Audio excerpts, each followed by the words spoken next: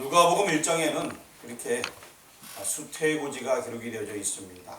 첫 번째는 세례 요한의 수태고지가 나와 있고, 그 다음에는 이제 예수님의 수태고지가 나와 있습니다. 세례 요한 같은 경우도 아주 특별하게 하나님께서 특별한 방법으로 사가랴에게 말씀을 주게 됩니다. 천사를 보내서 사가랴가 깜짝 놀라게 되었고, 그리고 또한 그 가문에 하나님의 놀라운 일이 있을 것이다 라는 그 소식을 듣게 되었습니다.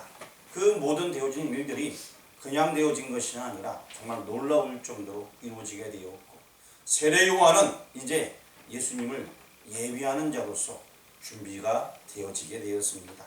이렇게 수태고지가 있은 이후에 그 다음에는 이제 천사 또 가브리엘이 오늘 말씀 읽을 때 6개월 후에라고 얘기합니다. 6개월 후에 이제는 마리아에게 가서 마리아에게 수태고지를 알리는 내용이 오늘 본문 말씀에 나와 있습니다.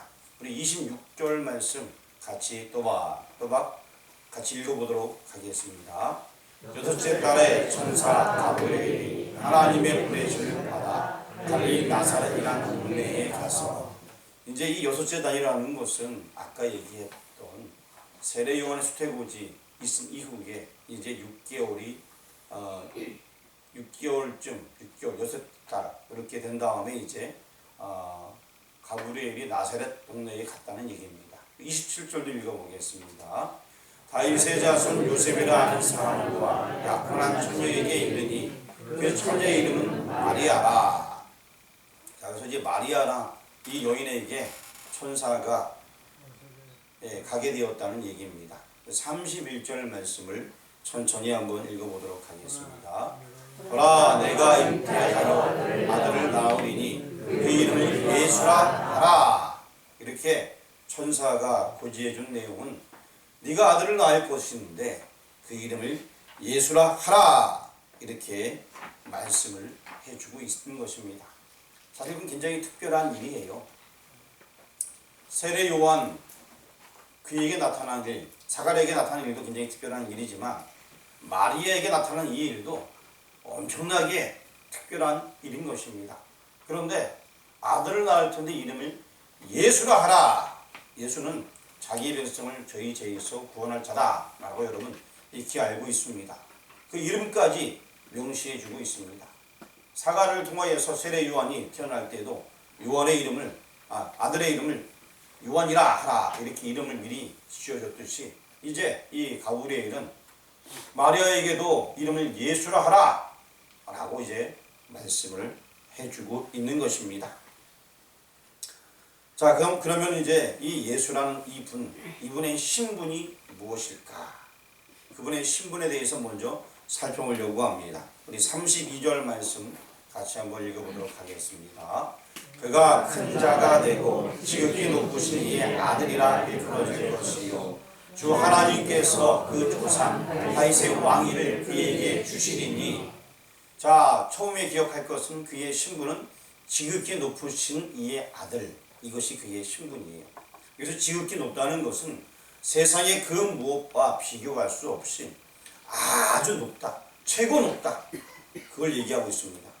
모든 것보다 가장 높으신 이의 아들이다 라고 얘기합니다. 근데 그 아들은 조금 더 읽어보니까 그 조상 다윗의 왕위를 그에게 주시리니 하면서 지극히 높으신 이의 아들인데 왕위가 그에게 있을 것이다 하면서 왕권까지도 이야기해주고 있습니다. 일단은 이 예수의 신분은 지극히 높으신 이의 아들, 이걸 여러분 머릿속에 새기시길 바랍니다. 또 한 가지는 조상 다윗의 왕위, 이것도 기억해 두시고, 일단 중요한 것은 그의 신분은 지극히 높으신 이의 아들이라는 것입니다.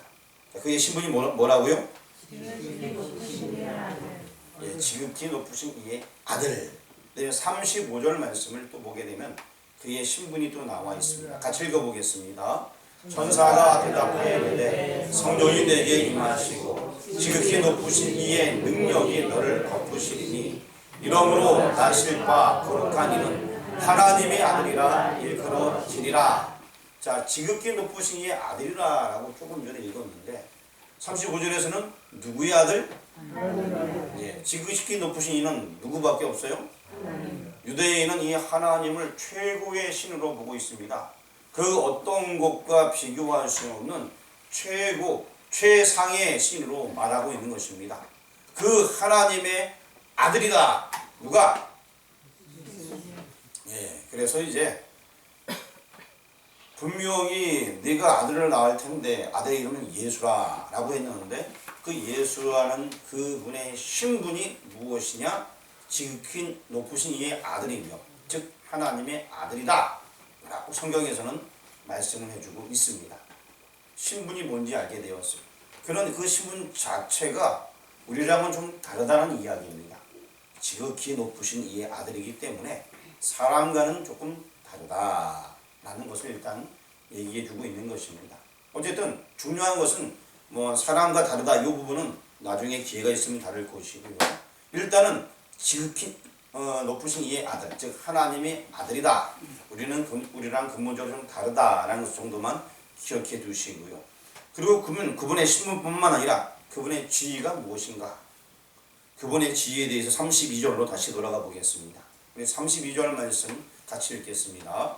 그가 큰 자가 되고 지극히 높으신 이의 아들이라 일컬어질 것이요 주 하나님께서 그 조상 다윗의 왕위를 그에게 주시리니. 자, 누구의 왕위? 다윗의 왕위를. 자, 그 조상 다윗의 왕위를 준다. 이 말씀은요 오래전부터 예언되어 있던 말씀이에요. 예수님께서 이 땅에 오시기 약 1000년 전에 이미 예언이 되어 있던 이야기예요. 자, 우리가 생각해 볼 때에 조선왕조 500년 여러분 잘 알고 있나요? 뭐 영화를 통해서, TV를 통해, 드라마를 통해 좀 보고 또 역사가 좋아서 책을 통해서 조금 알 수 있겠죠, 그렇죠? 자세히 알 수 있겠나요? 그 왕들 이름 쭉 대보세요 한번. 조선왕조의 왕.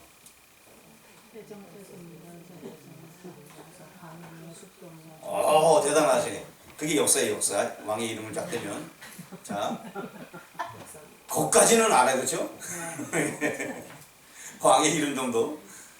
자, 사실 이 조선왕조 500년 동안 무슨 일이 있었는지 역사를 통해서 조금은 알긴 알지만 그렇게 자세히 몰라요.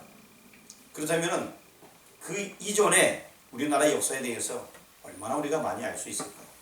과연 그것이 나의 역사일까라는, 물론 내 역사도 맞겠죠. 근데 나랑 무슨 관계가 있나? 조선왕조 500년이 나랑 무슨 관계가 있나? 이런 분도 있어요. 조선왕조가 있어야지만 내가 존재하겠죠. 근데 사실 이거 참 이거 애매한 거예요. 우리 가족이 누군지도 잘 몰라요. 유명한 사람 몇 사람만 알지 족보를 쭉 보게 되면 대부분 모르는 사람들이에요. 족보 가운데 여러분 잘 아는 분들이 몇 분이 됩니까? 여러분 족보 가운데. 예? 누구요?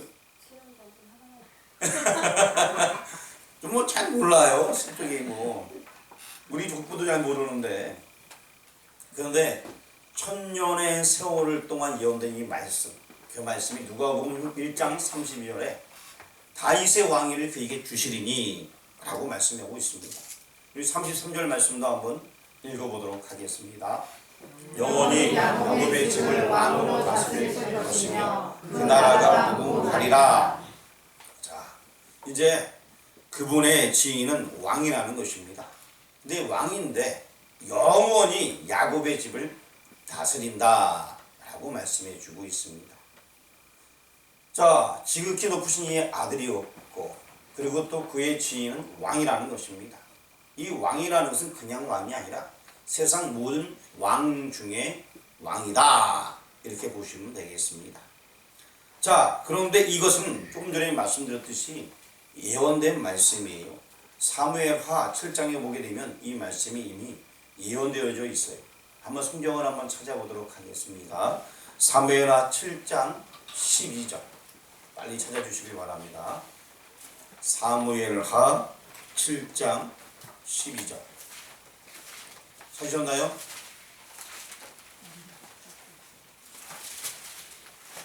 사무엘하 7장 12절.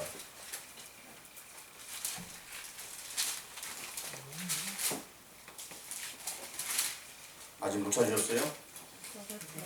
찾은 분만 읽어주세요. 시작. 내 조상이 차서 내 조상들과 함께 이룰 때 내가 내 문에서 나의 계시를 내 위에 세워 그의 나라를 견고하게 하리라. 자, 다윗의 씨를 세워서 그의 나라를 견고하게 하리라. 이 말씀이 아까 읽었던 32절의 말씀하고 상통하는 거예요. 그래서 다윗의 위, 그 왕권을 주겠다. 내 씨를 통하여서. 그 씨가 지금 이제 누가복음에 보니까 이제 출생한다. 라는 그러한 수태의 고지 속에서 함께 포함되어 있는 것입니다. 1000년 동안 내려온 그 말씀이 지금 이루어지게 되었다는 거예요. 1000년이에요, 1000년. 다윗부터 예수님까지 1000년이거든요. 무슨 얘기인지 이해되십니까? 어마어마한 세월을 뛰어넘어서 그 말씀이 그대로 이루어지게 되는데 그 이루어지기 직전에 이 천사가 와서 그의 그 이루어짐에 대해서 말씀을 가지고서 이제 얘기해 주고 있는 것입니다. 자, 요렇게 그 수태고지에 대한 이야기가 구약에도 나와 있어요. 구약에 나와 있는 그 가운데 한번 창세기를 한번 찾아보려고 합니다. 창세기 18장입니다. 창세기 18장 10절 말씀 찾았으면 같이 공독하겠습니다. 그가 이르시되 내게 이맘때 내가 반드시 내게로 돌아오리니 내 안에 사라에게 아들이 있으리라 하시니 사라가 그 뒤 장막문에서 들었더라. 자, 지금 사라에 대한 이야기. 사라는 누구의 아내죠? 예, 지금 그 이야기를 하고 있습니다. 창세기 18장 11절도 한번 읽어보겠습니다. 아브라함과 사라는 나이가 많아 늙었고 사라에게는 여성의 생리가 끊어졌는지라. 할 수 없는 그런 상황 속에서 하나님께서 말씀을 천사들, 하나님의 사람들 얘기한 겁니다. 12절 말씀 보도록 하겠습니다. 사라가 속으로 웃고 이르되 내가 노쇠하였고 내 주인도 늙었으니 내게 무슨 즐거움이 있으리요. 인간의 생각으로는 될 수 없다라는 그 말을 지금 하고 있는 거예요. 근데 그걸 겉으로 한 거이나 속으로 웃고 이르되, 속으로 웃고서 아이고 내가 참나 좀 말도 안 되는 얘기네. 아이고 참. 그런 얘기하고 있는 거예요. 김순재 권사님보다 나이가 더 많은 노인분이 아이고 참 나 이거 뭐 안 돼, 말도 안 되는 얘기를 하고 있네. 지금 그러고 있는 거예요. 문제는 이해되시죠? 그런 상황이에요. 13절 말씀 한번 읽어보겠습니다. 같이 공독합니다. 여호와께서 아브라함에게 이르시되 사라가 왜 웃으며 이르기를 내가 늙었거늘 어떻게 아들을 낳으려 하느냐. 여호와 하나님은 다 알고 계셔요. 그래서 혼자 말한 거 속으로 한 것까지 다 알고, 야 너 그거 무슨 얘기하냐? 네, 그걸 그냥 다 속으로 얘기한 걸 다 알고서 왜 웃으면서 내가 늙었거늘 뭔 그런 얘기를 하느냐 하면서 지금 호통치는 겁니다. 14절 말씀 읽어보겠습니다. 여호와께 능하지 못한 일이 있겠느냐. 기한이 이를 때에 내가 내게로 돌아오니 사라에게 아들이 있으리라. 아멘. 자, 여호와께 능하지 못한 일이 있겠느냐, 능치 못한 일이 있겠느냐 라고 말씀하신 것입니다. 사람들은 생각할 때에 이것을 생각하면서 무슨 생각을 하냐면은, 하나님께서는 금 나와라 뚝딱, 은 나와라 뚝딱 이런다고 생각하는데 그거 아니거든요. 지금 이 말씀을 한 이후에 정말로 1년 후에 그런 일이 그대로 이루어지게 되었어요. 그냥 얼토당토하게 하는 것이 아닙니다. 그리고 이 말씀을 왜 했냐? 오래전에 아브라함을 택할 때 내 씨로 말미암아 천하 만민이 구원을 얻을 것이라 라는 약속을 주셨어요. 이 약속의 말씀이 벌써 수십 년 흘러왔어요. 아브라함을 통해서 하나님께서 약속 주셨는데 지금 제대로 된 아들이 하나 없는 그 상황 속에서 나이가 많았을 때에 이 메시지를 주시는 거예요. 안 될 상황에서 하나님께서는 오래전에 말씀하신 그 바를 그대로 이루면서 지키신다는 것입니다. 얼마나 이것이 큰 은혜입니까? 중에 선생님 한번 밀석이 좀 봐주세요. 소리가 나세요. 하나씩 뮤트 눌러주시면 될 것 같아요. 자, 분명히 하나님께서 약속하신 그 바를 이루어 주신다는 것입니다. 마술사가 이 컵 하나 없애는 거 그것도 굉장히 놀랐습니다. 그런데 하나님께서는 오래전에 약속한 그거를 계속해서 그대로 지키신다는 거예요. 세월을 뛰어넘어서 그를 말씀하시고 이루신다는 것입니다. 이 얼마나 놀라운 일입니까? 그리고 또한 누가복음 우리 본문 말씀 1장 37절 말씀 한번 같이 읽어보도록 하겠습니다. 같이 묵독합니다. 대저 하나님의 모든 말씀은 능하지 못하심이 없느니라. 아멘. 하나님의 말씀 능하지 못하심이 없느니라. 하나님의 말씀은 그대로 된다 라고 마리아에게 얘기하는 거예요. 1000년이 되었던 2000년이 되었던 사실 이 다윗에부터 시작된 것은 예수님까지 1000년이지만 아브라함부터 시작된 이 이야기를 들자면 2000년이 넘는 그 세월 2000년 모세부터 시작하면 2000년인데요. 그 세월을 가지고서 그런데 아브라함은 모세보다 더 전이에요. 그러니까 2000년이 넘는 그 세월 동안 이 약속의 말씀이 이루어졌다는 것입니다. 어마어마한 세월 동안 아브라함에게 네 씨로 말미암아 천하 만민이 구원을 얻을 거야 라고 얘기했던 것이 다윗에게 와서 내 씨가 이제 왕으로 이제 내 집안이 설 거야. 그게 바로 메시아 예언이거든요. 그게 지금 오늘 누가복음에 이렇게 말씀하면서 그 일이 이제 마리아에게 이루어진다 라고 말씀하고 있습니다.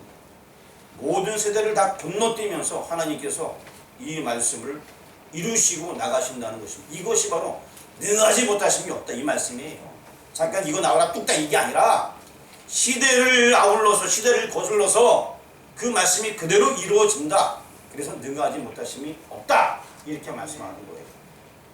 단순하게 뭐 특별한 능력이 있어서 능하지 못함이 없다 이 얘기가 아니라 역사를 만드시고 운행하신 그 하나님께서는 그 통째로 이것을 다 운행하시기 때문에 이 모든 역사 가운데 그냥 되어지는 것이 아니라 그 말씀대로 그대로 이루시기 때문에 그분이 능하지 못함이 없다 라는 말씀을 지금 30절절에서 하고 있다는 것입니다.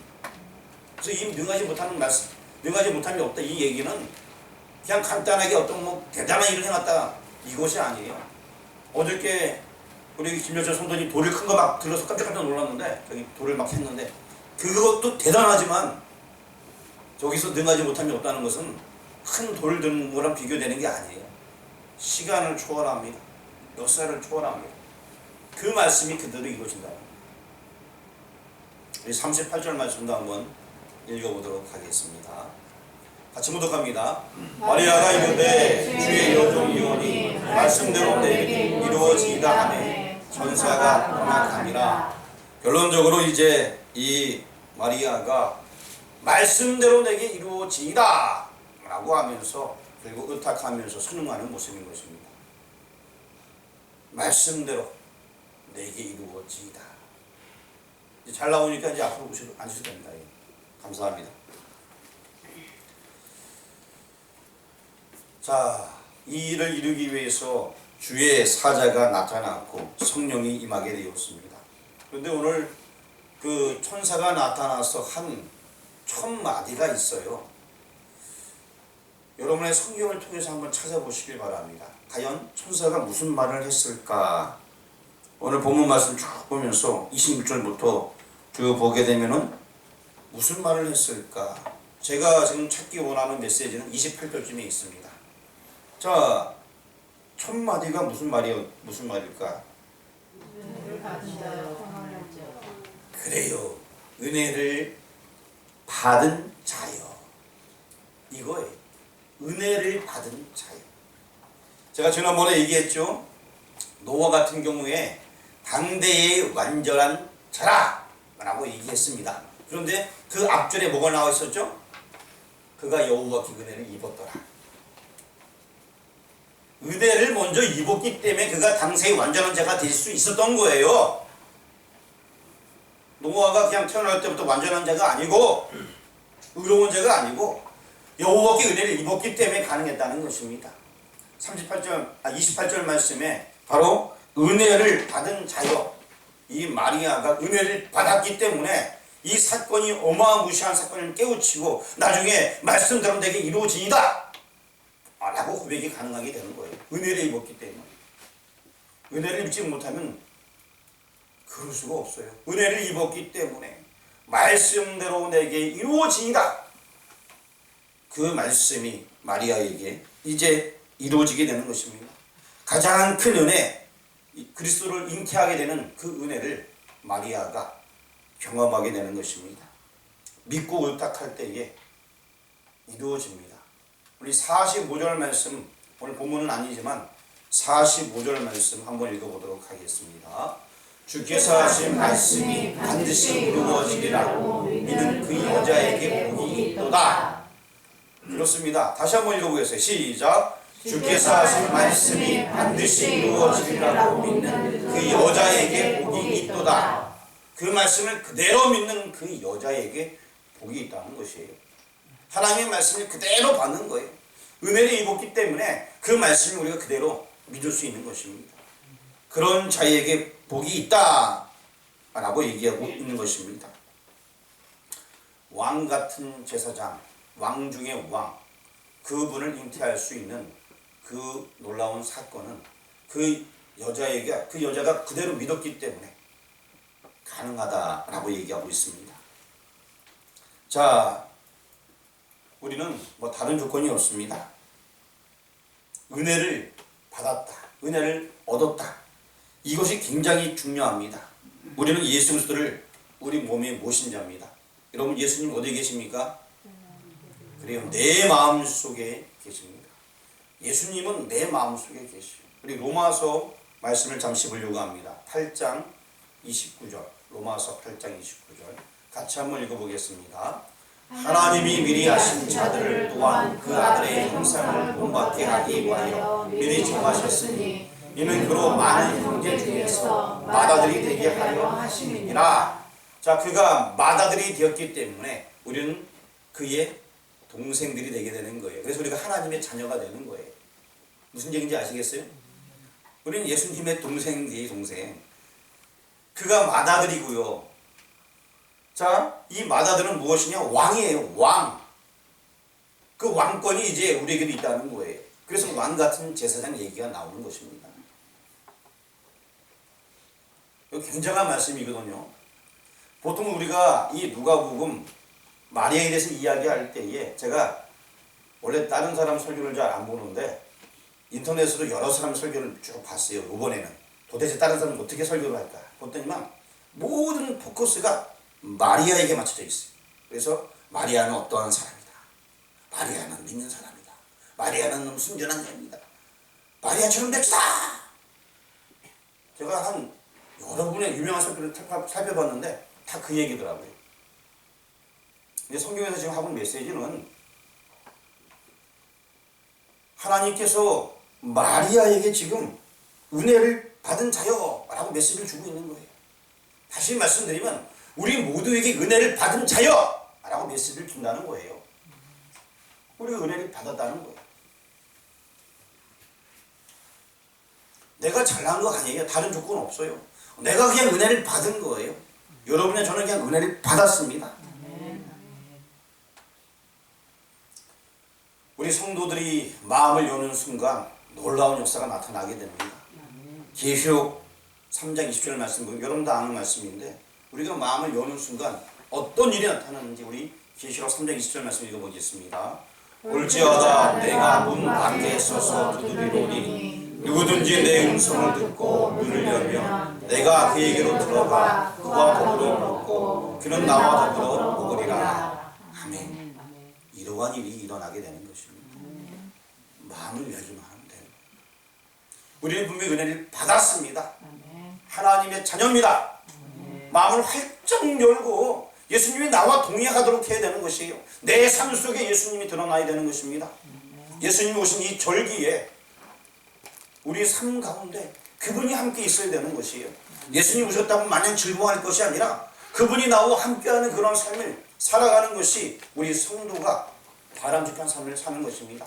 예수님의 수태고지를 들을 때에 이제 예수님이 마리아의 뿐만 아니라 나에게도 오셨구나. 이제 하나님께서 나를 위해서 일하시길 원하시는구나. 하나님 나를 주의 도구로 사용하여 주옵소서.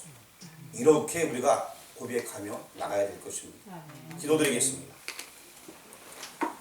볼지어다 내가 문 밖에 서서 두드리노니 누구든지 내 음성을 듣고 문을 열면 내가 그와 더불어 먹고, 하나님 이러한 일들이 내 삶 속에, 우리의 삶 속에 있게 인도하여 주옵소서.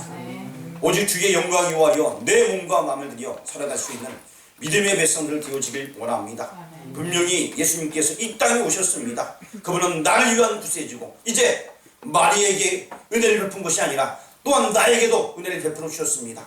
이제 그 은혜를 누리며 살아갈 수 있도록 인도하여 주옵소서. 예수 그리스도의 이름으로 기도합니다. 아멘.